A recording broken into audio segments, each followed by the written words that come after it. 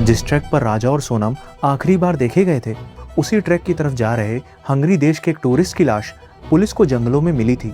The body of a missing Hungarian tourist Puskás Zsolt has been recovered this afternoon. जब सबको लगा कि यह केस सॉल्व होने के करीब है, वैसे ही एक मिस्ट्री गर्ल का एंगल सामने आ गया। हाँ, मैंने ये बोला था कि एक महिला और है इसमें और वो जल्दी क्लियर हो जाएगा। जो मीडिया में इंटरव्यू दे रहा था, वो तो असल में खुद सबूत मिटाकर कातिलों की मदद कर रहा था। बस यही हमारी इससे ज्यादा मेरी इनसे बातचीत नहीं हुई। मैंने इनको पोजीशन देके मैं अपने घर पे चला गया। सोनम और राजा के पीछे नजर आ रही ये लाल कार और उसमें से निकले ये लड़के जब सीसीटीवी में देखे गए, ऐसा लग रहा है इसको देख करके कि किसी ने इनका पीछा करा है। एक ऐसा मर्डर केस जहां कातिल स्कूटी के उस फीचर से अनजान थे जो आगे चलकर इस साजिश के राज को खोलने वाली सबसे बड़ी चाबी बन गया। They got a huge clue from the scooty which was left abandoned in Sorarim. सबको इस क्लिप में ये 3 लोग तो नजर आए, लेकिन इनके नए कपड़े और जूते पहनने के पीछे एक इंटेंशन छुपी थी। इस केस को लेकर पुलिस सारी बातें मीडिया में तो कर रही थी, लेकिन जब बात मोटिव की आई, पुलिस कभी भी सारे पत्ते नहीं खोलती है। पहली बार इतने शातिर तरीके से ब्लफ किया गया कि प्रोफेशनल फेस रीडर भी मात खा जाए। Every piece which came was not a lead. Every piece which came and when it was pieced together, then it became a lead. 23 मई 2025 की सुबह लगभग 9:45 पर अपने हनीमून पर मेघालय आए सोनम और राजा नोंगरियात से वापस मावला खियात की ओर चढ़ते हुए सामने से गुजर रहे टूरिस्ट देव सिंह जी के 360 डिग्री कैमरा में एक्सीडेंटली रिकॉर्ड हो जाते हैं। सोनम एक हाथ में पॉलिथीन के अंदर रेनकोट लेकर चल रही थी, वही राजा पानी की बोतल और बैग लिए सोनम के पीछे चल रहा था। इसके ठीक एक दिन पहले यानी 22 मई 2025 को ब्लैक रेनकोट पहने राजा और सोनम 2 सूटकेस लिए स्कूटी से मेघालय में सोहरा, जिसे चेरापूंजी भी कहते हैं, वहां के मनहा होटल के सामने रुकते हैं। लेकिन यहाँ पर कोई भी रूम खाली ना मिलने पर दोनों ने सिर्फ अपना लगेज लॉकर रूम में जमा कर दिया, क्योंकि नेक्स्ट डे उन्हें नोंगरियात में double decker living root bridge तक ट्रैकिंग पर जाना था और इतने लगेज को वो अपने साथ नहीं ले जाना चाहते थे। इसलिए उन्होंने दोनों सूटकेस से जरूरत भर का कुछ सामान निकाल स्कूटी में रख दिया। राजा जब तक आईडी लेकर अंदर रिसेप्शन में डिटेल्स फिल कर रहा था, तब तक व्हाइट शर्ट पहने सोनम बाहर टहलते हुए फोन चलाते नजर आ रही थी, जिसके थोड़ी देर बाद लगेज को होटल में जमा कर ये दोनों स्कूटी से निकल गए। उस वक्त किसी को भी अंदाजा नहीं था कि इन सभी फुटेजेस में न सिर्फ कई गहरे राज छुपे थे, बल्कि यह वीडियोस एक ऐसे केस का डिजिटल एविडेंस बनने वाली थी जिसने देश को एक गहरा सदमा दे दिया। 4 घंटे बाद इसी दिन दोपहर 1:43 पर राजा की अपनी माँ से कॉल पर बात भी हुई, लेकिन तब इस माँ को नहीं पता था कि यह वो आखिरी पल है जब वो अपने बेटे की आवाज सुन पा रही है। हाँ, मैंने के आगे नीचे कहाँ पे हो तुम? ऊपर पहाड़ पे के नीचे? आप जाके पहुंचा ऊपर में। इस कॉल के बाद से ही परिवार वालों का सोनम और राजा से लाख कोशिशों के बावजूद दोबारा कांटेक्ट नहीं हो पा रहा था। मध्य प्रदेश के इंदौर में रहने वाले राजा और सोनम रघुवंशी की अभी कुछ दिनों पहले ही धूमधाम से शादी हुई थी और वो हनीमून के लिए गुवाहाटी में कामाख्या देवी के दर्शन के बाद मेघालय निकल गए थे। परिवार में सभी बहुत खुश थे और कॉल पर दोनों का ही हालचाल ले रहे थे। इनफैक्ट अपने बेटे राजा से बात करने से थोड़ी देर पहले ही उनकी अपनी बहू सोनम से भी बात हुई थी। ये जंगल है, पता, घोर जंगल है, एकदम खड़ी चढ़ाई है, चढ़ना मतलब उतरना भी खड़ा ही है और चढ़ना भी खड़ा ही है। तो वहाँ ऊपर देखने के लिए क्या गए? बस इसी 23 मई की दोपहर के बाद से ही दोनों का फोन स्विच ऑफ आने लगा था। शुरुआत में तो नेटवर्क इशू का सोचकर उन्हें कोई शक नहीं हुआ, क्योंकि राजा ने भी लास्ट टाइम नेटवर्क प्रॉब्लम की बात माँ को बताई थी। नेट नहीं चल रहा। नेट नहीं चल रहा। अरे नेट नहीं चल रहा, नेट चालू हुआ, नेट नहीं चल रहा आपको। लेकिन 24 घंटे बाद भी जब फैमिली का दोनों से कोई कांटेक्ट नहीं हो पाया तो सभी का मन घबराने लगा। एक न्यूली वेड कपल, ऊपर से अनजान जगह, पहाड़ी रास्ता, ये सभी बातें मन में तरह तरह के उल्टे सीधे डर बैठाने लगी। दूर का जाना मना करता है, नहीं जाना अपने को, अपना घर अच्छा है। राजा की फैमिली ने सोनम की फैमिली को कांटेक्ट कर पूरी बात बताई। सभी 24 मई की देर रात तक दोनों का नंबर ट्राई करते रहे, लेकिन कोई फायदा नहीं हुआ। इसलिए नेक्स्ट डे 25 मई को राजा का भाई विपिन और सोनम का भाई गोविंद इमरजेंसी फ्लाइट लेकर इंदौर से दिल्ली होते हुए गुवाहाटी और फिर वहां से शिलोंग पहुंचे, जहां एक तरफ विपिन और गोविंद दोनों की फोटो लिए दर दर भटकते सोनम और राजा को खोजने में लगे थे, वहीं दूसरी तरफ एक दिन पहले 24 मई की रात 9 बजे मेघालय पुलिस को शिलोंग के सोहरारिम में गोल्ड पाइन्स ढाबे के पास एक लावारिस स्कूटी की इंफॉर्मेशन मिलती है।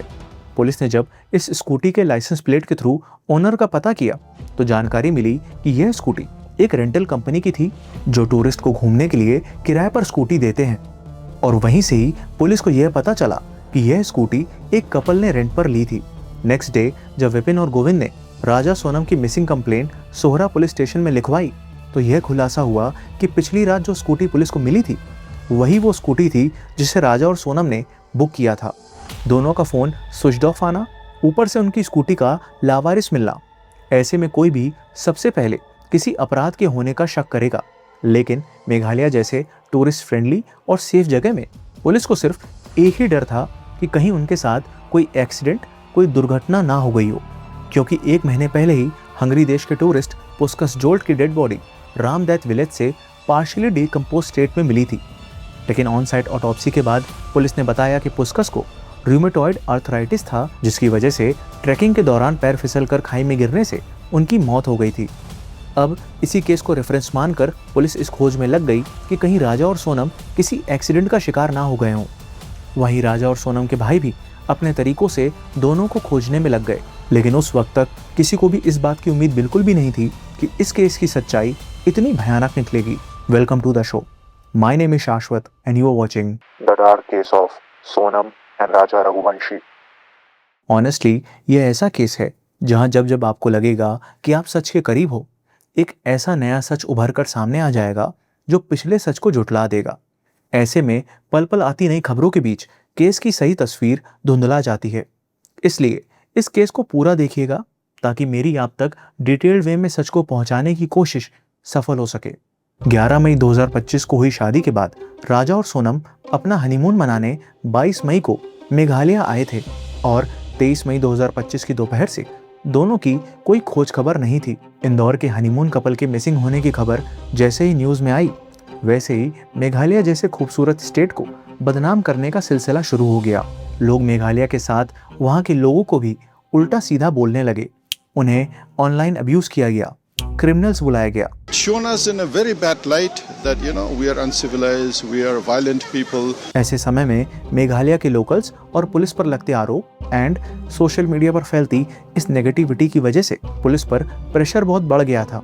पुलिस को हर हाल में इस मिसिंग केस की गुत्थी सुलझानी थी और इसके लिए वो अलग अलग टीम्स बना इन्वेस्टिगेशन शुरू करती है। 24 मई को सोहरा रिम में लावारिस मिली स्कूटी इस केस का पहला क्लू थी।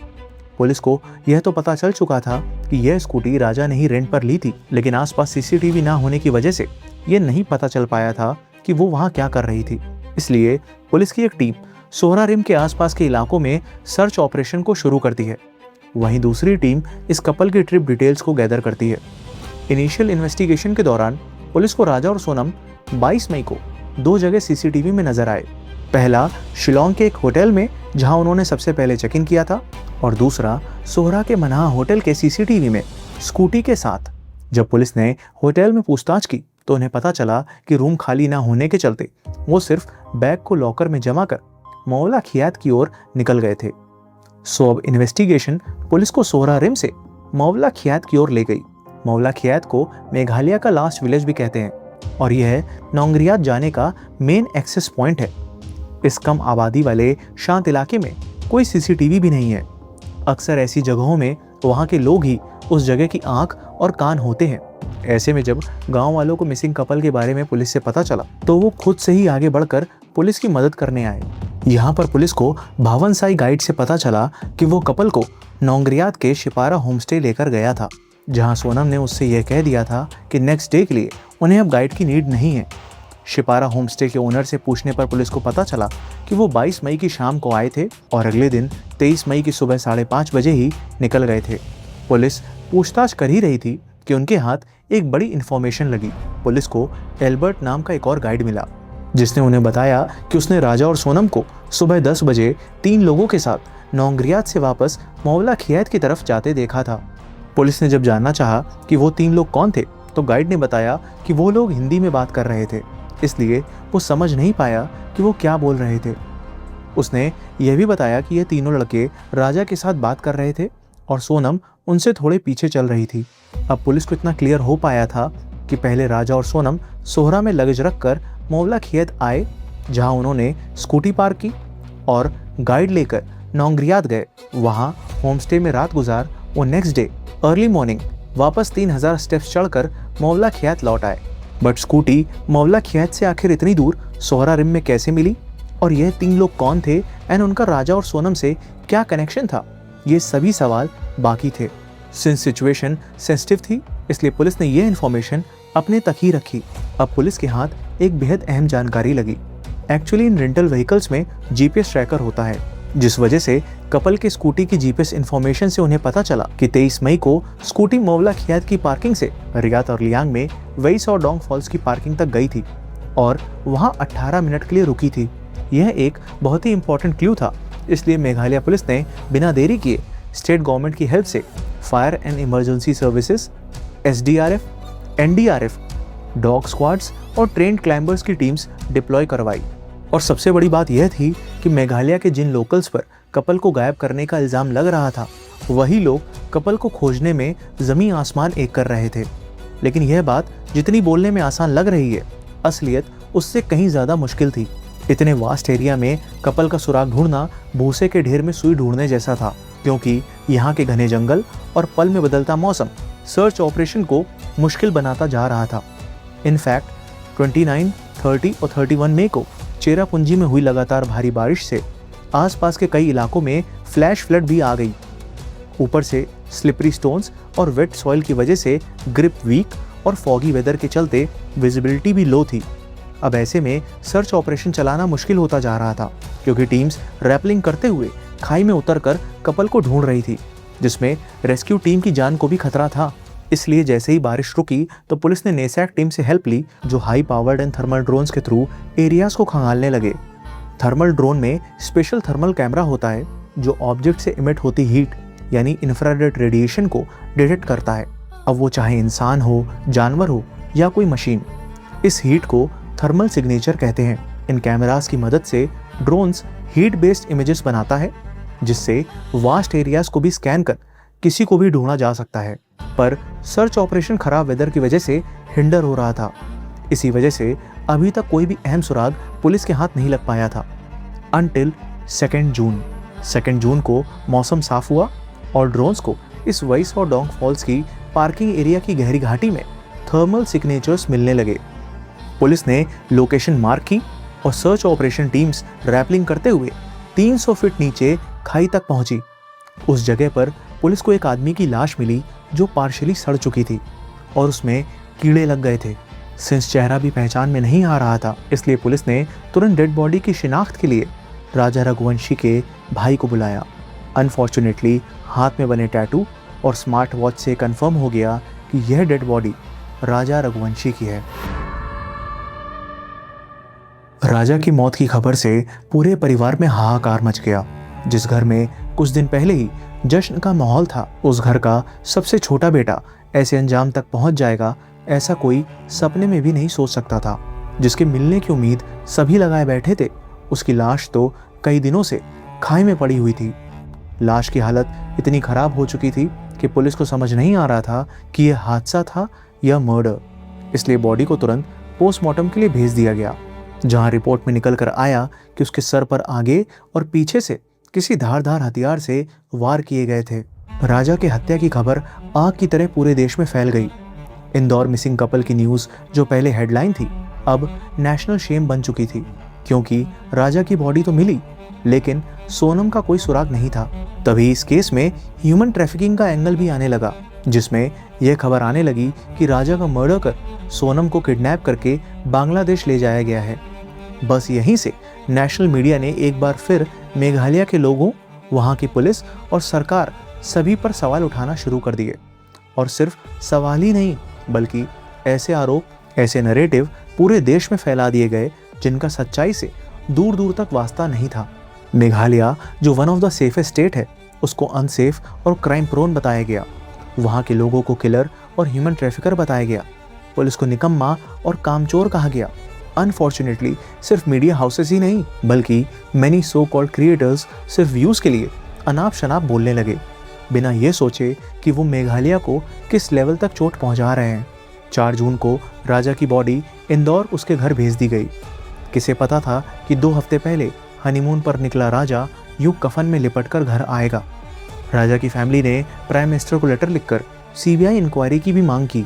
राजा की फैमिली ने यह भी अपील की कि हमने अपना बेटा तो खो दिया है, लेकिन हमारी बहू सोनम को सही सलामत लौटा दो। पंडित, कुंडली, टोटका, मन्नत, सोनम की सलामती के लिए वो हर प्रयास किए गए और एट लास्ट मन्नत पूरी हुई भी, लेकिन कुछ इस तरह से जो शायद अब वो खुद भी नहीं चाहते थे। 9 जून की रात 1 बजे सोनम यूपी में गाजीपुर के काशी ढाबे में बदहवास हालत में पहुंचती है। वो वहां कहां से आई थी, यहां तक कैसे पहुंची, यह तब तक किसी को नहीं पता था। वो वहां के ढाबा मालिक साहिल यादव को बताती है कि वो अपने हस्बैंड राजा के साथ हनीमून के लिए मेघालय गई थी, जहां कुछ लोगों ने लूटपाट के इरादे से उन पर हमला कर दिया और उसे बचाने के चक्कर में वो जान गंवा बैठा। उसे ये नहीं पता कि वो मेघालय से यहाँ तक कैसे पहुंची, क्योंकि उसे उन अपराधियों ने नशे का इंजेक्शन दे दिया था। सोनम ढाबा मालिक से मोबाइल मांगकर अपने भाई गोविंद से फूट फूट कर रोते हुए पूरी बात बताती है। गोविंद ने ढाबा मालिक से फौरन पुलिस को कॉल करने को कहा और खुद भी पुलिस को सोनम की लोकेशन बताई ताकि जल्द से जल्द सोनम तक मदद पहुंच सके। एमपी पुलिस ने यूपी पुलिस से कांटेक्ट किया और थोड़ी देर बाद पुलिस सोनम को अपने साथ लेकर चली गई। अब यहीं से कहानी पलट गई। गाजीपुर मेडिकल कॉलेज की सीसीटीवी फुटेज सामने आती है, जहां सोनम डरी सहमी नजर आ रही थी और फिर सुबह तक खबर आती है कि सोनम को पुलिस ने अरेस्ट कर लिया है। जो कुछ घंटों पहले विक्टिम थी, वो अचानक से मुजरिम कैसे ठहरा दी गई, यह जानने के लिए हमें केस के बैकग्राउंड में छुपी हुई कड़ियों को जोड़ना होगा। मध्य प्रदेश के इंदौर में रहने वाला राजा रघुवंशी अपने परिवार में तीनों भाइयों में सबसे छोटा था। पढ़ाई खत्म होने के बाद पिछले 4 सालों से वो अपनी फैमिली बिजनेस रघुवंशी ट्रांसपोर्ट के अकाउंट एंड ऑपरेशंस को संभाल रहा था। वहीं सोनम रघुवंशी भी इंदौर में रहती थी, जो अपने पिता के प्लाईवुड बिजनेस में HR डिपार्टमेंट को देखती थी।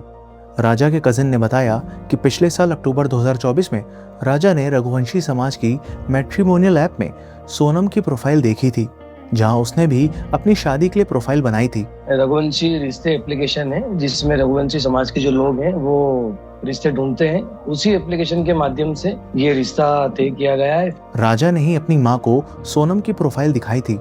राजा और सोनम दोनों की फैमिली बिजनेस बैकग्राउंड से थी और सोनम भी राजा की तरह अपनी फैमिली बिजनेस में काम कर रही थी। यही वजह थी कि राजा को सोनम पसंद आ गई थी, क्योंकि उसमें उसे एक कॉन्फिडेंट और इंडिपेंडेंट पार्टनर नजर आ रहा था। आखिरकार दोनों परिवार एक दूसरे से मिले और 10 फरवरी 2025 को सोनम के घर पर यह रिश्ता फाइनल हो गया। इस खुशी में राजा और सोनम ने एक दूसरे को केक खिलाया, माला पहनाई और अपने नए रिश्ते को सेलिब्रेट करते हुए फैमिली के साथ मिलकर डांस भी किया। रोका होने के बाद राजा के परिवार ने इच्छा जाहिर की कि शादी दिवाली के बाद हो, लेकिन सोनम के परिवार ने कहा कि दिवाली के बाद कोई सही संयोग नहीं बन रहा है, इसलिए वो चाहते हैं कि शादी जल्द से जल्द हो। लड़का लड़की दोनों ही मांगलिक थे और उनके कुंडली के गुण भी मिल रहे थे। इस संयोग और फैमिली प्रेशर के चलते राजा के घर वाले भी जल्दी शादी के लिए राजी हो गए। राजा और सोनम दोनों ही रिंग सेरेमनी, मेहंदी, शादी और रिसेप्शन की शॉपिंग में बिजी हो गए। सभी को ही राजा और सोनम होने वाली एक आदर्श जोड़ी की तरह दिख रहे थे और हर तरफ खुशी और रौनक थी। जिस लाइफ पार्टनर की तलाश में राजा था, अब उसका नाम शादी के कार्ड पर भी छप गया था और यूं ही खुशियों भरे शादी के फंक्शंस का सिलसिला शुरू हो गया। रिंग सेरेमनी के दिन सारी रस्में पूरी करने के बाद राजा और सोनम ने एक दूसरे को अंगूठी पहनाई और फिर हल्दी में रस्में निभाते हुए दोनों परिवारों ने मिलकर धूमधाम से जश्न मनाया।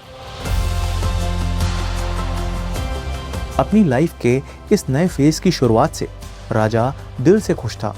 सारे रीति रिवाजों को पूरा करते हुए वो बस सोनम के घर आने का इंतजार कर रहा था। राजा इतना एक्साइटेड था कि उसने सोनम के वेलकम के लिए अपने रूम को खूबसूरत तरीके से डेकोरेट भी करवाया था। आखिरकार वो दिन भी आ गया जिसका राजा बेसब्री से इंतजार कर रहा था, जहां 11 मई को नाचते गाते और झूमते हुए राजा की बारात निकली। राजा ने सोनम का हाथ थामा और वरमाला पहनकर दोनों शादी के बंधन में बंध गए। एक तरफ जहां राजा ने सोनम को प्रपोज किया और उसकी नजर उतारी, वहीं सोनम ने पत्नी होने का हक जताते हुए उसका हाथ पकड़कर नए जीवन की शुरुआत का ऐलान किया। 7 फेरों के बाद राजा ने सोनम की मांग भरी, मंगलसूत्र पहनाया और 7 जन्मों का साथ निभाने का वादा किया। रस्मों के पूरा होने के बाद एक नए घर, नए रिश्तों और नए जीवन की शुरुआत के लिए सोनम की नम आंखों के बीच उसके परिवार ने उसे विदा किया।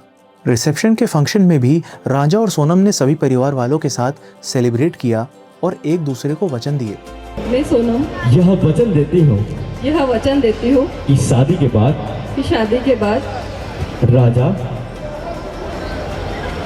ए जी ओ जी इसके साथ राजा भाई तुम तो गए। इस शादी से राजा और सोनम खुश दिख रहे थे और रीति रिवाजों को निभाते हुए 15 मई को यानी शादी की चौथी पर सोनम ससुराल से अपने मायके चली गई।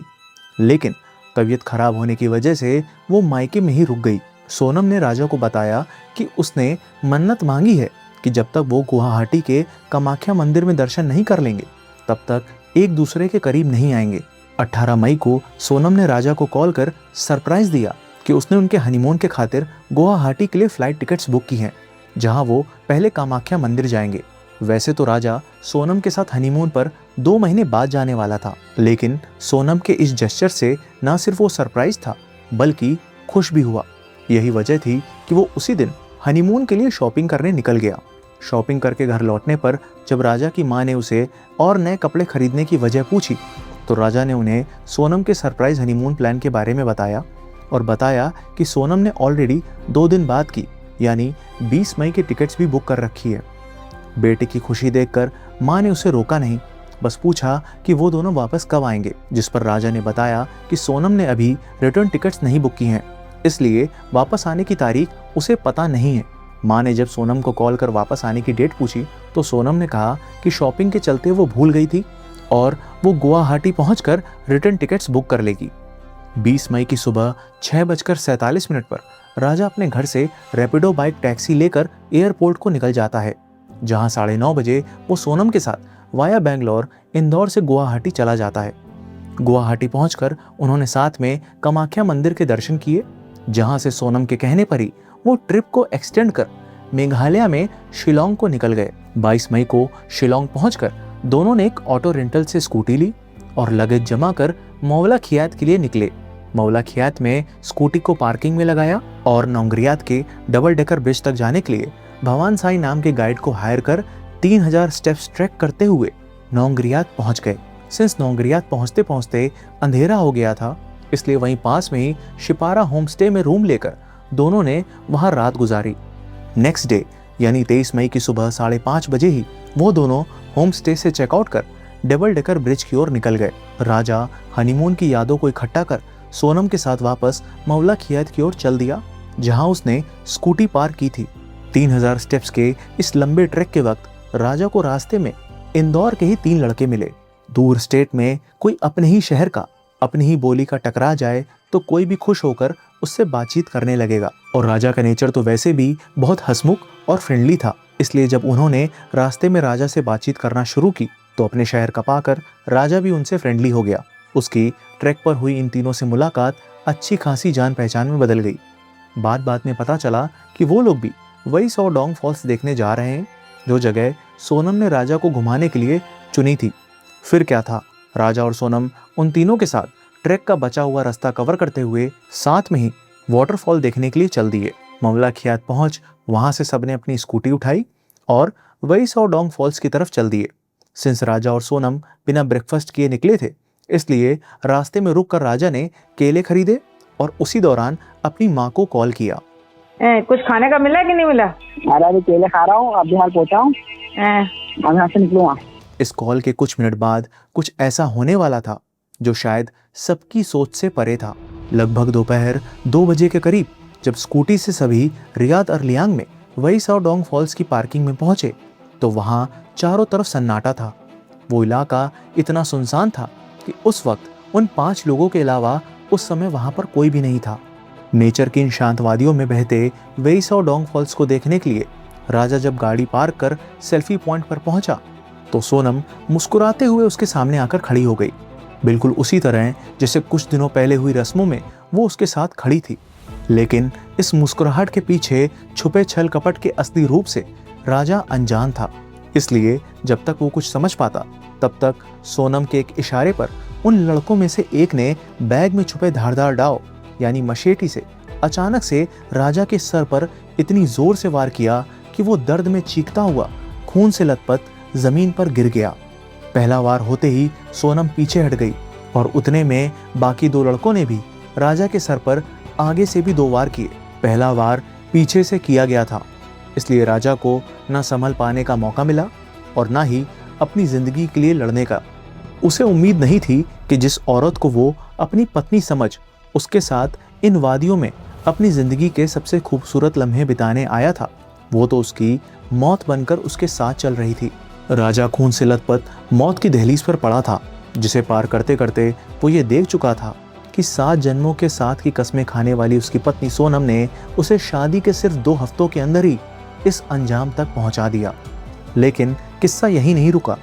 जिन हाथों को राजा ने शादी में प्यार से थामा था, उन्हीं हाथों के इशारे पर उन तीनों लड़कों ने राजा को खाई में फेंक दिया।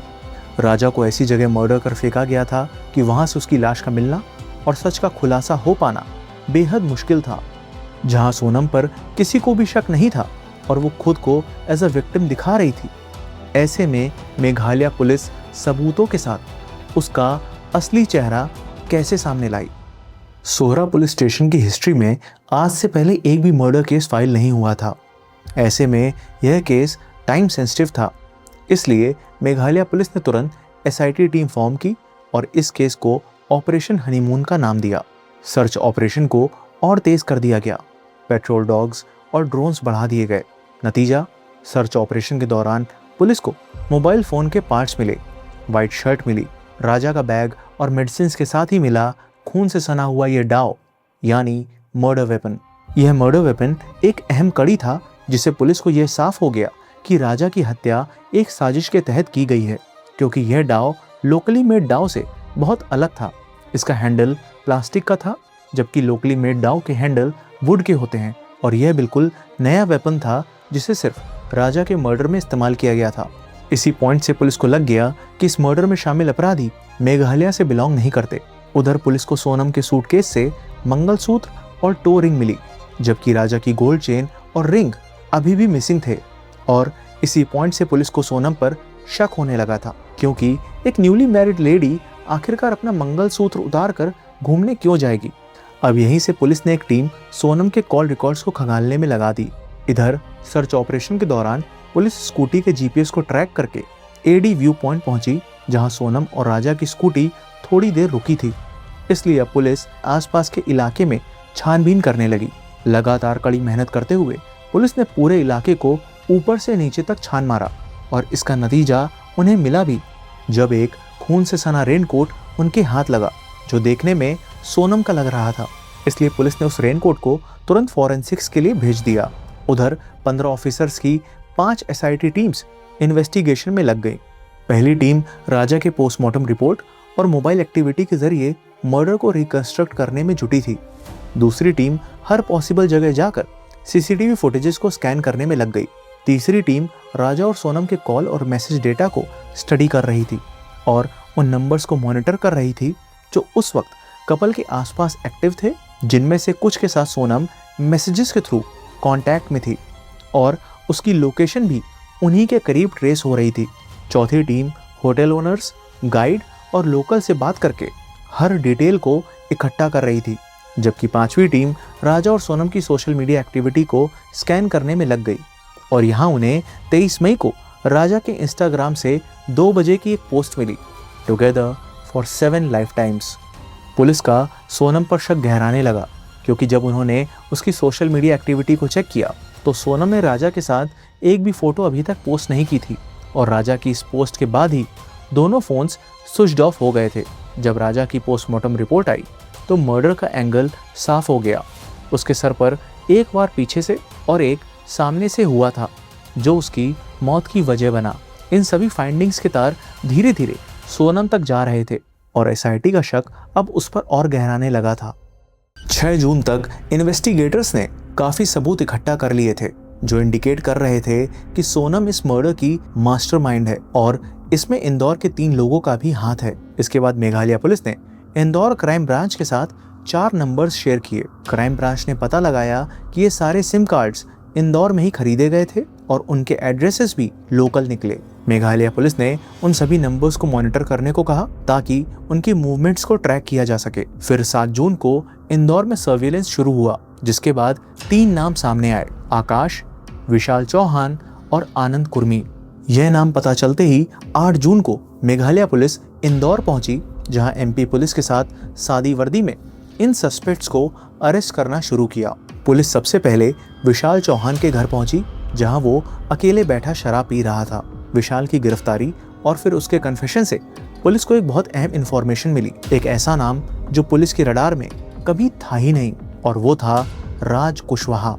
विशाल ने इस नाम के साथ तीसरे कल्प्रिट आकाश की भी लोकेशन पुलिस को दे दी और इसलिए उसे भी तुरंत अरेस्ट कर लिया गया। पुलिस जहां इन सबको अरेस्ट कर ही रही थी, वहीं 9 जून को देर रात सोनम गाजीपुर में ढाबे पर पाई गई, जिसके बाद पुलिस ने सोनम को भी हिरासत में ले लिया। पैरेलल में राज कुशवाहा और आनंद कुर्मी भी अरेस्ट हो गए।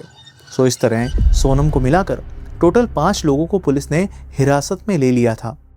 सिंस क्राइम मेघालय में हुआ था, इसलिए सारे कल्प्रिट्स को अरेस्ट करने के बाद मेघालय पुलिस उन्हें अपने साथ शिलोंग ले गई और उन्हें शिलोंग कोर्ट में प्रेजेंट कर उन सभी को रिमांड पर लेकर पूछताछ शुरू की। 17 जून को क्राइम सीन का रिकंस्ट्रक्शन किया गया, जिससे इस मर्डर की पिक्चर क्लियर हो गई।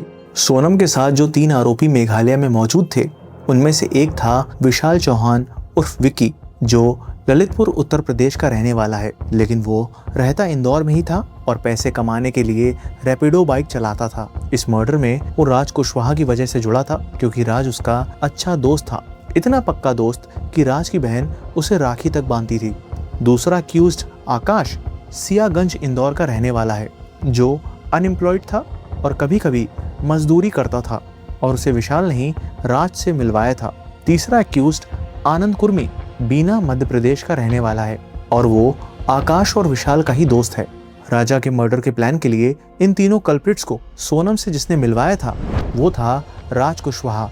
उत्तर प्रदेश के रहने वाले राज कुशवाहा के पिता 2 साल पहले ही गुजर गए थे और अब वो अपनी 2 बहनों और माँ के साथ रहता था। राज कुछ साल पहले ही नौकरी के सिलसिले में इंदौर आया था और सोनम के भाई गोविंद ने उसे अपनी प्लाईवुड कंपनी में हायर किया था, जहां वो बिलिंग डिपार्टमेंट में काम करता था। सिंस गोविंद ने राज की लाइफ की प्रॉब्लम्स में काफ़ी मदद की थी, इसी वजह से राज के लिए गोविंद पिता के समान था। सोनम भी इसी फैमिली बिजनेस में काम करती थी और यहीं पर सोनम की राज से मुलाकात हुई थी। जब इन 5 आरोपियों की गिरफ्तारी के बाद पूछताछ शुरू हुई तो पहले तो सब चुप रहे, लेकिन जैसे ही कबूलनामा शुरू हुआ तो एक ऐसी साजिश सामने आई जिसने सभी के होश उड़ा दिए, क्योंकि सभी के दिल में ये सवाल था कि आखिर ये पूरी साजिश कैसे रची गई और क्यों बनाया गया राजा को निशाना। सोनम ने स्टार्टिंग से ही अपने माँ बाप से शादी को लेकर इनकार करना शुरू कर दिया था और जब से राजा की फैमिली के साथ उसके घर वाले रिश्ते की बात कर रहे थे, तब से सोनम का अपने घर वालों से रोज झगड़ा होता था और यह मसला इतना ज्यादा बढ़ गया था कि आस पड़ोस के लोगों को भी खबर लग गई थी। सोनम जिद्दी और गुस्सैल तो थी ही, लेकिन यह नेचर उसे अपने माँ बाप से ही मिला था, जो खुद भी अड़ियल नेचर के थे। वो हर कीमत पर सोनम की शादी राजा से करवाना चाहते थे, क्योंकि उनकी नज़र में सोनम के लिए इससे बेहतर रिश्ता नहीं हो सकता था। बात तो सही थी कि राजा से बेहतर नहीं, लेकिन क्या राजा के लिए सोनम बेहतर थी? सिर्फ समाज और खुद की सो कॉल्ड इमेज के लिए उन्होंने सोनम को इमोशनल ब्लैकमेल कर जबरदस्ती शादी के लिए मनवा लिया, जबकि सोनम ने उन्हें धमकी दी थी कि शादी के बाद जो अंजाम होगा उसके लिए वो तैयार रहें। सब कुछ जानते समझते हुए उन्होंने सोनम की धमकी को नजरअंदाज कर दिया। इनफैक्ट सोनम की मां हमेशा इस कोशिश में रही कि कहीं इन सब की भनक राजा के परिवार को ना पड़ पाए और जल्द से जल्द शादी हो जाए, इसलिए उन्होंने आगे लगन ना होने की बात कहकर जल्दी शादी करने का प्रेशर डाला। 10 फरवरी 2025 को जैसे ही सोनम का रिश्ता राजा से तय हुआ, उसी दिन के बाद से सोनम और राज कुशवाहा ने साथ मिलकर इस खौफनाक साजिश को रचना शुरू कर दिया। एक तरफ जहां वो राजा के साथ शादी की शॉपिंग कर रही थी, वहीं पीठ पीछे वो उसी के मर्डर का प्लान बना रही थी। 1 महीने बाद 11 मई को सोनम की राजा से शादी हो गई, लेकिन फिर भी राज कुशवाहा और सोनम फोन से लगातार मर्डर प्लान डिस्कस करते रहे और शादी की चौथी यानी 15 मई को रीति रिवाज के मुताबिक सोनम अपने घर गई तो, लेकिन वापस आने की बजाय तबीयत खराब होने के बहाने अपने घर में ही रुक गई और वहीं से राज कुशवाहा के साथ फोन पर प्लानिंग करती रही। 16 मई की रात 9 बजे से लेकर सुबह 3 बजे तक टोटल 6 घंटे दोनों ने फोन पर बात कर प्लान को फाइनलाइज किया कि वो राजा को हनीमून के बहाने बाहर ले जाकर मौत के घाट उतार देंगे। इवन दो राजा अभी हनीमून पर जाना नहीं चाहता था, लेकिन राज कुशवाहा के कहने पर सोनम ने गुवाहाटी के टिकट्स को बुक किया और सरप्राइज गिफ्ट देने की आड़ में राजा को हनीमून के लिए राजी कर लिया। इस पूरे प्लान में सिर्फ एक छोटी सी दिक्कत थी और वो यह है कि सोनम के परिवार के पंडित ने उसे 5 जून से पहले कहीं भी ट्रैवल करने से मना किया था। डर यह था कि कहीं उसका परिवार ही उसके मंसूबों पर पानी ना फेर दे। इसलिए सोनम ने अपने घर में झूठ बोल दिया कि राजा ने हनीमून के टिकट्स बुक कर दिए हैं। फिर इसी साजिश को डिस्कस करने के लिए राज कुशवाहा सोनम के साथ 17 मई को इंदौर के एक कैफे में तीनों लड़कों से मिला। वहाँ आनंद कुर्मी की आईडी से खरीदे गए 2 सिम कार्ड्स राजा ने सोनम और बाकी तीनों को दे दिए। उसके बाद सोनम ने उन्हें ट्रेन टिकट्स के साथ साथ 50,000 कैश भी दे दिए ताकि प्लान को अंजाम तक पहुंचाया जा सके। प्लान के अकॉर्डिंग राज कुशवाहा यहीं इंदौर में ही रुका रहा और अपनी लाइफ के डेली रूटीन पर चलता रहा ताकि किसी को शक ना हो। इसके बाद ये तीनों 19 मई को ट्रेन से गुवाहाटी पहुंच गए। वहां रेलवे स्टेशन से राजा को मारने के लिए 2 हथियार खरीदे और फिर अलग अलग जगहों पर जाकर रेकी करने लगे। 20 मई को राजा और सोनम गुवाहाटी पहुंच जिस होटल में रुके थे वहां से लगभग 1 किलोमीटर दूर यह तीनों शातिर भी गुवाहाटी के आनंदा लॉज में रूम लेकर रुक गए। जहां जहां राजा और सोनम गए, सोनम उनकी लाइव लोकेशन तीनों अपराधियों को भेजती रही और वो लोग मौके की तलाश में हथियार लेकर आसपास ही घूमते रहे। असल में यह लोग सुनसान इलाके को खोज रहे थे जहां ना कोई सीसीटीवी हो और ना कोई गवाह। सोनम का सिग्नल मिलते ही प्लान था कि राजा को मारकर उसकी मौत को एक लूट का केस दिखाना। इसीलिए सोनम ने राजा से गोल्ड चेन, डायमंड रिंग और ब्रेसलेट पहनकर ट्रिप पर चलने के लिए कहा था। लेकिन जब गुवाहाटी में कोई मौका ना मिलने पर प्लान फेल हो गया, तब सोनम ने राजा को कन्विंस किया और ट्रिप मेघालय तक एक्सटेंड करवा दी ताकि नए प्लान के तहत शिलोंग और सोहरा के बीच जंगलों में उसका मर्डर किया जा सके। और इसीलिए उसने बिना भनक लगे उन तीनों कल्प्रिट्स को भी शिलोंग बुला लिया। सोनम हर हाल में राजा को मौत के घाट उतारना चाहती थी और यही वजह थी कि जब गुवाहाटी का प्लान फेल हुआ तो उसने मेघालय के लिए 2 प्लान बनाए, प्लान ए और प्लान बी, ताकि अगर एक प्लान फेल भी हो जाए तो बैकअप प्लान को एग्जीक्यूट किया जा सके। 22 मई को शिलोंग पहुंचकर प्लान ए एक्टिवेट हुआ।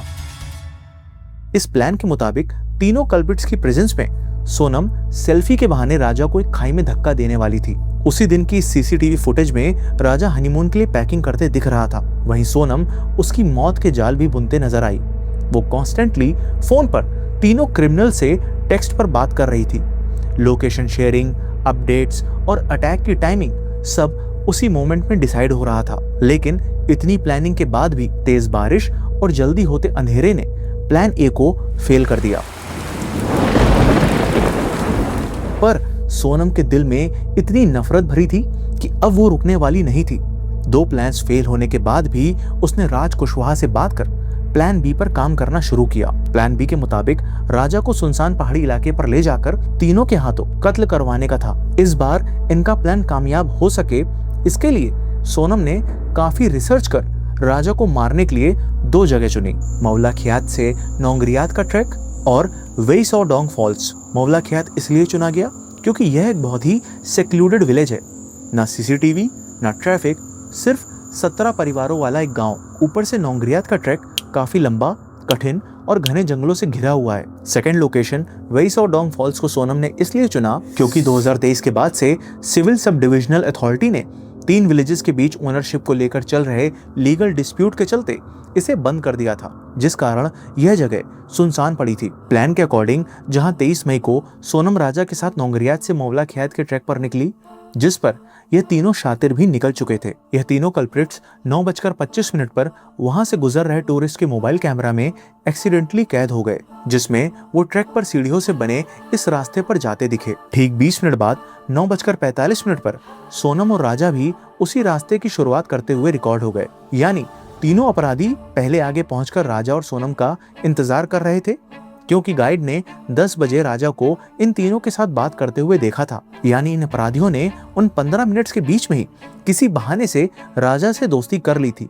और अगर इस फुटेज को ध्यान से देखा जाए तो ट्रैकिंग करते वक्त इन लोगों ने कपड़े और जूते बिल्कुल नए पहने थे, मानो ट्रैकिंग के पहले उन्हें कभी पहना ना गया हो। इस तरह तैयार होकर ट्रैकिंग पर उस समय पर आगे मौजूद होना यह भी प्लान का हिस्सा था, क्योंकि राजा से दोस्ती करने के लिए इन तीनों का डिसेंट गेटअप में होना जरूरी था। लेकिन राजा से घुलने मिलने के बाद भी वो राजा को मारने में फेल हो गए, क्योंकि लंबी ट्रैकिंग करके ये तीनों इतना थक गए थे कि उन्होंने राजा को मारने से मना कर दिया। यह सुनते ही सोनम घबरा गई, क्योंकि वो जानती थी कि यह आखिरी मौका है जब वो राजा को मार सकती है, वरना इस ट्रिप के बाद उसे राजा के साथ वापस इंदौर लौटना पड़ेगा। इसलिए सोनम ने राजा को मारने के लिए उन्हें 20 लाख रुपए ऑफर कर दिए, जिसके लालच में वो राजा को मारने के लिए तैयार हो गए। फिर वैसाओडोंग फॉल्स से 2 किलोमीटर पहले सोनम फोटो खींचने के बहाने रुकी तो, लेकिन यहाँ पर भी मौका नहीं मिल पाया। सोनम ने बहुत ही चालाकी से राजा का फोन यह कहकर स्विच ऑफ करवा दिया कि उसके फोन पर आ रही कॉल से उनका पर्सनल टाइम डिस्टर्ब हो रहा है। सोनम के इरादों से अनजान राजा ने अपना फोन स्विच ऑफ कर लिया। प्लान के अकॉर्डिंग सभी वैसाओडोंग फॉल्स पहुंचे, जो बिल्कुल सुनसान था। राजा सेल्फी पॉइंट पर अकेला था, जहां सोनम उसे डिस्ट्रैक्ट करने के लिए उसके सामने खड़ी हो गई, उससे बहाने से बात करने लगी। वो पहले ही इशारा कर चुकी थी, इसलिए मौका पाकर विशाल ने दोनों हाथों से डाव को पकड़ पूरी ताकत से राजा के सर के पीछे जोरदार हमला किया, जिससे राजा जमीन पर गिर गया। अगला हमला आनंद और आखिरी बार आकाश ने किया। ये हमले इतनी बेरहमी से किए गए थे कि वहीं पर राजा की मौत हो गई, और फिर इन तीनों ने मिलकर उसकी बॉडी को 4 फुट लंबी रेलिंग के ऊपर से खाई में फेंक दिया। हैरानी की बात यह थी कि जब 2 जून को राजा की मौत की खबर सोनम के घर पहुंची, तो वहां राज कुशवाहा भी पहुंचकर सोनम के पिता को सहारा देते नजर आया। सोनम ने राजा को अपने रास्ते से हटा दिया था, लेकिन आधा प्लान अभी भी बाकी था, जिसमें इन्हें राजा के कत्ल को रॉबरी की शक्ल देनी थी, ताकि सोनम कभी भी कल्प्रिट लिस्ट में ना आ पाए, बल्कि ऐसा विक्टिम देखी जाए। और इसके लिए भी सोनम ने 2 प्लान तैयार कर रखे थे। पहले प्लान में यह दिखाना था कि सोनम खाई से गिरकर नदी में बह गई थी और वो वहां से बचकर आई है, और दूसरा था कि सोनम की उम्र और कद काठी की महिला का या तो मर्डर कर या ऐसी बॉडी को अरेंज कर उसे स्कूटी के साथ जला देना, ताकि सबको लगे कि राजा के साथ सोनम का भी मर्डर हो गया है। लेकिन इन प्लान्स को कामयाब करने के लिए सोनम का गायब होना जरूरी था, और उसके पहले सारे सबूतों का मिटाना। इसलिए आकाश ने अपनी खून से सनी शर्ट को खाई में फेंक दिया, और सोनम ने अपना रेनकोट आकाश को पहनने के लिए दे दिया। सोनम ने राजा के फोन को भी तोड़कर फेंक दिया, और बाकी अपराधियों के साथ स्कूटी से एडी व्यू पॉइंट पहुंची, जहां आकाश ने सोनम का दिया हुआ रेनकोट फेंक दिया, क्योंकि उसमें भी खून लग चुका था। यहां से सोनम आकाश के पीछे स्कूटी में बैठ गई, और आनंद राजा की रेंटेड स्कूटी को सोहरा रिम में छोड़ आया। फिर विशाल ने सोनम को बुर्का दिया, जिसे पहनकर वो पुलिस बाजार गई और टैक्सी करके गुवाहाटी पहुंची, और फिर वहां से बस करके वो सिलीगुड़ी गई, फिर बस बदलकर पटना, और वहां से बाई ट्रेन लखनऊ। यानी असम, वेस्ट बंगाल, बिहार और यूपी, ये 4 स्टेट्स होते हुए सोनम फाइनली बस से 25 मई को वापस अपने ही शहर इंदौर में एक फ्लैट में छुपकर रहने लगी, जो विशाल ने अपने नाम पर सोनम के लिए पहले से ही किराए पर ले रखा था। जब पूरा देश राजा और सोनम की फिक्र कर रहा था, उनकी सलामती की दुआ मांग रहा था, उस वक्त इस मासूम से लड़के को मौत के घाट उतार चुकी सोनम अपने शहर में छुपी अपनी ही गुमशुदगी की खबर सुन और पढ़ रही थी। सब कुछ सोनम के प्लान के अकॉर्डिंग चल रहा था। तीनों अपराधी भी अलग अलग ट्रेन से अपने अपने घर वापस लौट गए थे। इन सभी को लग रहा था कि राजा को जिस जगह से मारकर फेंका है, वहां से उसकी बॉडी कभी मिलेगी ही नहीं, और अगर कभी महीनों बाद मिल भी गई तो इतनी डिकम्पोज हो चुकी होगी कि इसको आइडेंटिफाई करना नामुमकिन होगा, और फिर कुछ महीनों बाद सोनम किडनैपिंग दिखा विक्टिम बनकर सबके सामने आ जाएगी। पर मेघालय पुलिस और वहां के लोकल्स की मदद से राजा की बॉडी जल्दी डिस्कवर हो गई, और इस कहानी में टर्निंग पॉइंट तब आया जब मेघालय की लोकल मीडिया ने गाइड का इंटरव्यू ले लिया। जिसने राजा और सोनम के साथ 3 लोगों को देखे जाने की बात कह दी। अब जैसे ही ये बात सबके सामने आई तो राज कुशवाहा ने सोनम से इंदौर से निकल सिलीगुड़ी में रीअपियर होकर वहां किडनैप हो जाने का नाटक करने को कहा। वो इंदौर से निकली ही थी कि सिविल ड्रेस में चल रहे पुलिस ऑपरेशन में विशाल और आकाश अरेस्ट हो गए और कहीं से इसकी इन्फॉर्मेशन राज कुशवाहा तक पहुंच गई। पकड़े जाने के डर से वो पैनिक हो गया और उसने सोनम से कहा कि वो जहां भी है वहीं सामने आकर अपनी फैमिली को कॉल करे और नाटक करे कि वो किडनैपर्स के चंगुल से बचकर भाग आई है। यही वजह थी कि वो गाजीपुर के एक ढाबे में नाटक करते हुए सबके सामने आई, लेकिन उसका सारा भांडा फूट गया और पुलिस ने उसे अरेस्ट कर लिया। इस केस में जब सभी अरेस्ट हो गए तब एक ऐसा शख्स मीडिया के सामने आकर बयान दे रहा था जैसे वो इन सबसे अनजान हो, और वो शख्स था इंदौर के उस फ्लैट का ओनर सिलोम जेम्स, जहां सोनम रेंट पर छुपकर रह रही थी। आपसे यही लड़का आया था? करेक्ट, यही लड़का आया था। मेरे को इन्होंने पूरा अपना रेंट दिया, 2 डिपॉजिट दिए, बस यही हमारी इससे ज्यादा मेरी इनसे बातचीत नहीं हुई। मैंने इनको पोजीशन देके मैं अपने घर पे चला गया। बट सरप्राइज एलिमेंट वाज कि 22 जून को SIT ने इसे सबूत मिटाने के आरोप में अरेस्ट कर लिया। सोनम के एक मिसिंग सूटकेस की पुलिस को तलाश थी जिसमें 5 लाख रुपए कैश, गहने और एक पिस्टल भी थी जिससे पहले राजा को शूट करने का प्लान था। सोनम के अरेस्ट होने के बाद सिलोम जेम्स ने उस फ्लैट में दूसरी की का यूज करते हुए वहां से उस सूटकेस को हटा दिया। पुलिस और फॉरेंसिक्स उस जगह पर भी गई जहां उसने इस सूटकेस और सोनम के कपड़ों को जलाया था। पुलिस ने जब सिलोम से सख्ती से पूछताछ की तो एक और किरदार लोकेंद्र तोमर का नाम निकलकर सामने आया और लोकेंद्र के कहने पर ही सिलोम ने सोनम का बैग जलाया था जिसमें रखे 5 लाख रुपए, पिस्टल और गहने लोकेंद्र ने अपने पास निकालकर पहले ही रख लिए थे। इंदौर के जिस फ्लैट में सोनम रुकी थी उसी बिल्डिंग के फ्लैट सिलोम और लोकेंद्र किराए पर देते थे। पुलिस ने जब लोकेंद्र से कांटेक्ट किया तो वो फोन स्विच ऑफ कर फरार हो गया था, लेकिन 23 जून की शाम को ग्वालियर से उसे अरेस्ट कर लिया गया। पुलिस ने इस फ्लैट के गार्ड बलवीर को भी इन्वॉल्वमेंट के शक में MP के गुना से अरेस्ट किया और 23 जून को उसे भी सिलोम के साथ ट्रांजिट रिमांड पर शिलोंग भेज दिया। आखिर सूटकेस में ऐसे और कौन से सबूत थे और लोकेंद्र का सोनम से क्या कनेक्शन था, यह सभी जवाब आने बाकी हैं। हर केस की तरह इस केस में भी सबसे अहम सवाल था मोटिव, जिसे हम step by step break down करेंगे। अगर फोर्स्ड मैरिज को इसके पीछे का एंगल माने तो सोनम के पेरेंट्स तो दोषी हैं ही, लेकिन सोनम को इस बिहाफ पर कम गुनहगार नहीं ठहरा सकते। शादी के मात्र 11 दिनों के अंदर ऐसी नफरत सोनम के दिल में उस लड़के के लिए थी जो बेहद सीधा साधा, मासूम और जिंदगी की इस नई शुरुआत और नई जिम्मेदारी को उठाने के लिए एक्साइटेड था। वो चाहती तो अपने पेरेंट्स से बगावत कर सकती थी, अपना घर छोड़ सकती थी, कुछ नहीं तो एटलीस्ट राजा को ही सब कुछ सच बता देती। ऐसे में तो उल्टा राजा ही शादी से पीछे हट जाता, लेकिन नहीं, उसने तो इतना बड़ा षड्यंत्र रचा। इतने दिनों तक झूठी मुस्कान लिए अपने खतरनाक इरादों को छुपाते हुए ढोंग करती रही। इस केस में जब राज कुशवाहा का नाम सामने आया तो सोनम और राज के बीच लव अफेयर की बात सामने आने लगी। ये कहा जाने लगा कि सोनम का राज से अफेयर था और सोनम के घर वाले उसके इस रिलेशन को एक्सेप्ट नहीं कर रहे थे। लेकिन फिर ये सामने आया कि राज तो सोनम को दीदी कहता था, उसे बहन मानता था और राखी बंधवाता था। इनफैक्ट सोनम के सगे भाई गोविंद ने भी बोला कि मुझसे पहले राज ही राखी बंधवाता था।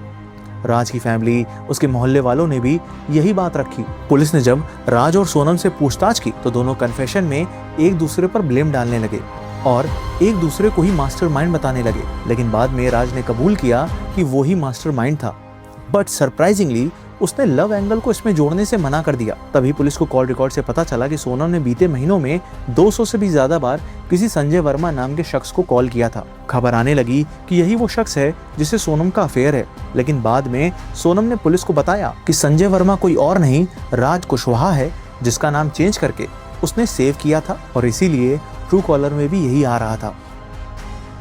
सिंस फोर्स्ड मैरिज के अलावा और कोई क्लियर मोटिव नहीं आया, इसलिए पुलिस ने सोनम और राज के अफेयर की बात वेरीफाई नहीं की। इनफैक्ट इसे एज अ सोल मोटिव भी नहीं माना।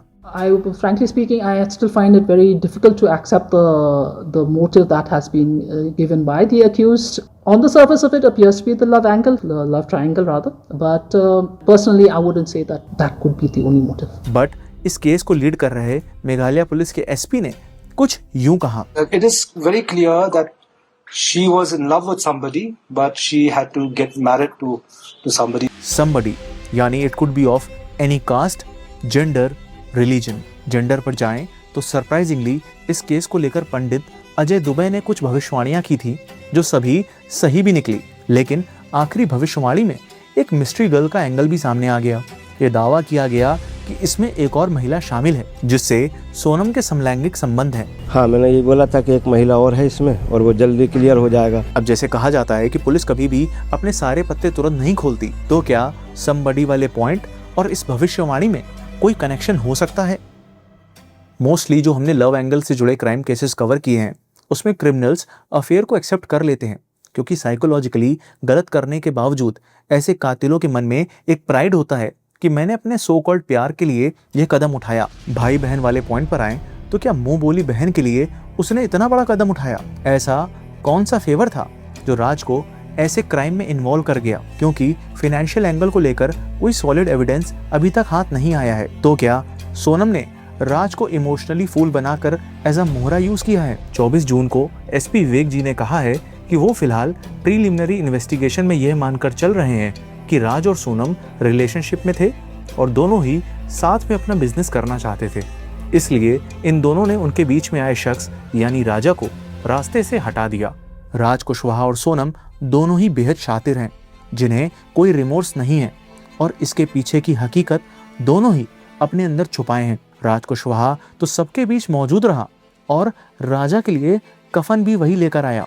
सो ऐसे शातिर अपराधियों का पूरा सच अभी भी दफन सा लग रहा है। इस केस में तंत्र मंत्र का भी एंगल आया, जिसमें कभी कहा गया कि सोनम ने मांगलिक दोष हटाने के लिए मर्डर किया, तो कभी कहा गया कि उसने तंत्र मंत्र में राजा की बलि दी। बहरहाल इन सब बातों को वैलिडेट करने का कोई एविडेंस नहीं है, लेकिन मीडिया चैनल्स ने इन सभी खबरों को मिर्च मसाला लगाकर खूब कुक किया और सिर्फ ऐसी ही खबरें नहीं बल्कि बिना वेरिफिकेशन के कुछ भी बताया जाने लगा। जैसे इस सीसीटीवी फुटेज में सोनम और राजा के पीछे खड़ी इस कार और उसमें से निकलते लोगों को दिखाया गया कि कातिल सोनम और राजा का कार से होटल तक पीछा कर रहे थे, जबकि असलियत में यह लाल कार मन्हा होटल की है और उसमें से निकलते यह लड़के वहाँ का स्टाफ है। असली सवाल उठाने की जगह यही सब बेसलेस बातों को सनसनी बना पेश किया जाने लगा। लीगल एस्पेक्ट की बात करें तो मेघालय पुलिस ने काफी सारे ग्राउंड ब्रेकिंग एविडेंसेस कलेक्ट किए हैं, लेकिन मुझे डर यहाँ के कानून से है, क्योंकि जैसा हमने बंदना कलिता केस में देखा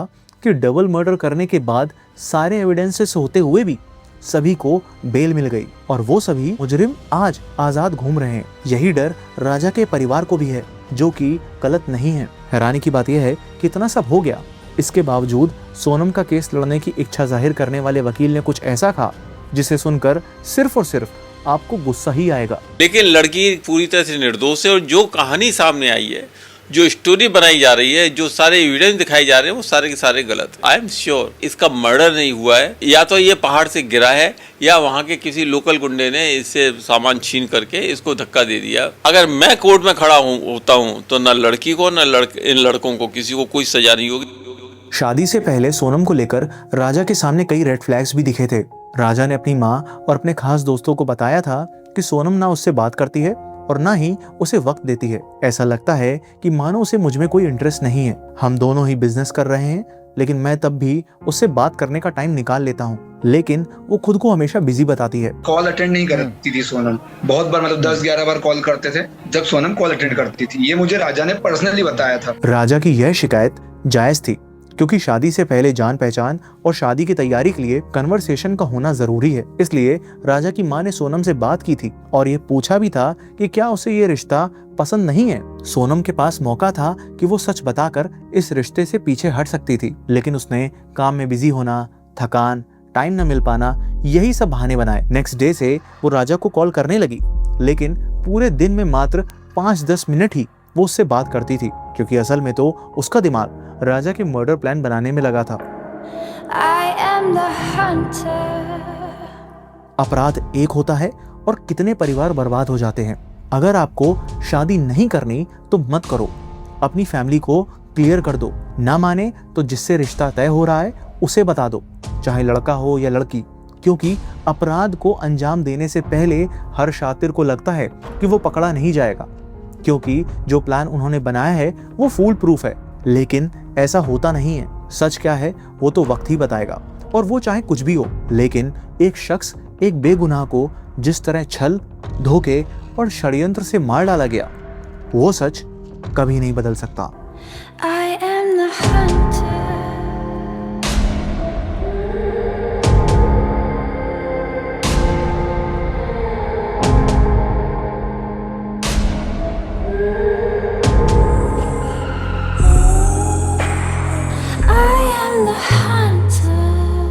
अगर आप क्राइम केसेस ऑडियो फॉर्म में सुनना पसंद करते हैं तो आप Spotify पर हमारे पॉडकास्ट को सुन सकते हैं, जिसका लिंक डिस्क्रिप्शन में दिया हुआ है। और ढेर सारा प्यार और सपोर्ट देने के लिए दिल से थैंक यू।